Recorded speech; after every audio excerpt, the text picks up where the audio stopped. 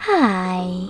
In front of me is REALME C17 and today I would like to show you how you can turn on or off automatic screen rotation.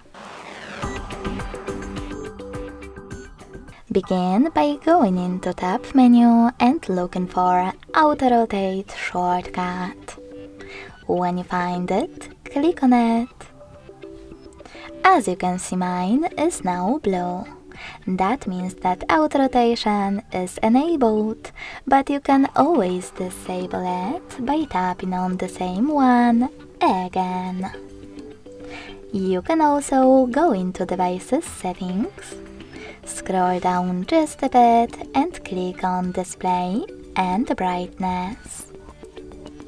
Then tap on this switcher next to Auto Rotate feature to turn it on or off. Thanks so much for watching. If you enjoyed this video, don't forget to leave a like, comment and subscribe. Bye!